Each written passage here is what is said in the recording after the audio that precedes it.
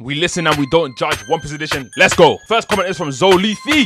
And it reads, Eni's lobby is low-key boring and kind of overrated. My guy, did you watch the correct show? Did you get the right link? Did you accidentally watch the 4Kids version? I'm confused. How could you have thought Eni's lobby was ass?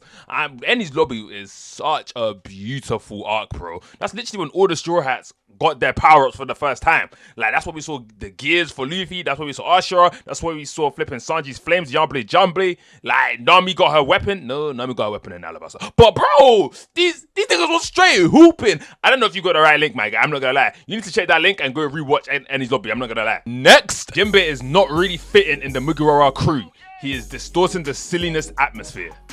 Do I agree with this? Nah, Jinbei is just a cool dude. I'm not gonna lie. Like, I feel like everyone else can still be silly. Like, I don't feel like Jinbei is disturbing that. Like, everyone else has their own little gags. Obviously, Jinbei is a new addition, so he doesn't really have a gag. And if he did, I feel like it would be kind of forced because they could have been doing that gag. So Jinbei's kind of just there. I'm not gonna lie. I don't have a problem with Jinbei. Is he adding anything? I'd be fine if Jinbei wasn't in the crew and it was somebody else. I don't think I would, like, care if he was or not in the crew. But to say that he's distorting the silliness atmosphere, I'd have to disagree. Next, Wano is very overrated. And the only highlight of the arc was Gear 5 transformation. Not really a top 3 arc in my opinion. Now, my top 3 arc would definitely be Wano, Eni's lobby, and Marineford. So Wano's definitely my top 3 arc. This is a very interesting take because when I was reading some of these hot takes, some of them said that, oh, Wano was ass and Gear 5 ruined it. But this guy's saying that Gear 5 is the only thing that saved it. So there's definitely some mixed opinions about Gear 5 or about how the Wano arc should have went. The reason why I liked Wano is because Wano was basically another Eni's lobby. That's when the other Straw Hats got their power-ups. I say other Straw Hats. I really just mean Zoro, Luffy, and Sanji. Hey, and Robin. Like Robin got that shit on too. But yeah, to be fair, I liked Wano. I'm not gonna lie. Top 3 arc. If you didn't like Wano, then I don't know what to tell you, my boy. I don't know what to tell you. You're not liking Peak. Next, Devil Fruits will always be better than Haki. And then the reply tweet reads, yes, I hate Haki. It took creativity out of the fight. Let's start with the first one. Devil Fruits will always be better than Haki.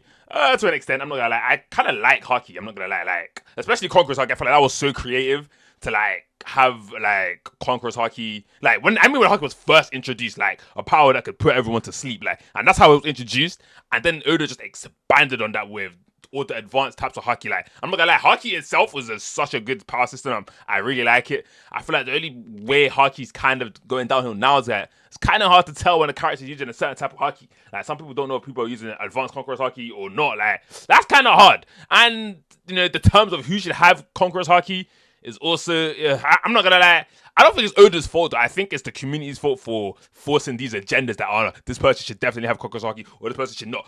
Let's just wait till Oda says if this person has Conqueror's Haki or not. I'm not gonna lie, let's keep it a buck.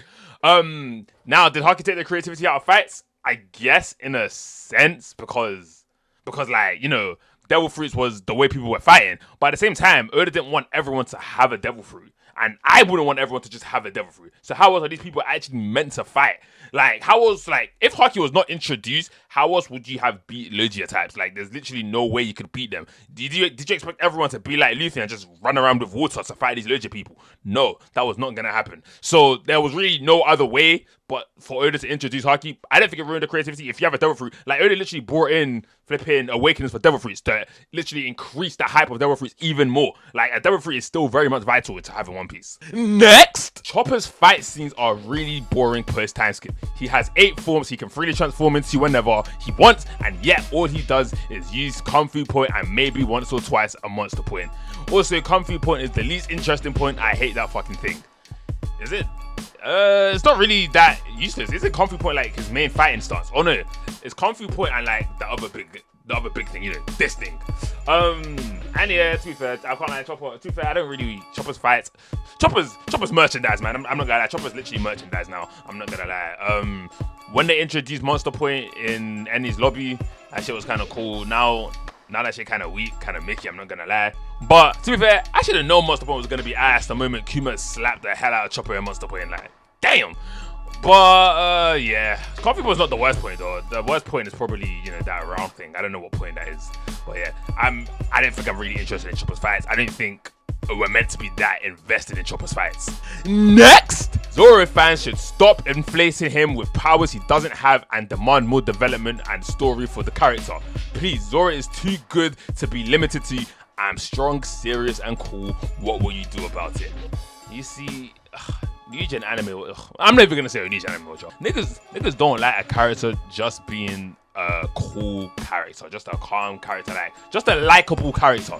You don't need to have a side backstory or some deep plot to just be a likable character. This is why I literally fuck with Bleach and I fuck with Zoro, because they're just likable characters without having any of this. Like, you don't need to have an intense backstory. And don't get it twisted, this is One Piece. Zoro is definitely gonna have some sort of a backstory, but if he didn't, that would low-key be different because everyone in One Piece has a backstory, like, so that would literally make Zoro even more interesting because he doesn't have a backstory. I get you want to know more about Zoro's past, you want to know more about Zoro's development, all that stuff, I get it, but hey, I still fuck with Zoro. I'm not gonna lie, I'm gonna keep it a buck.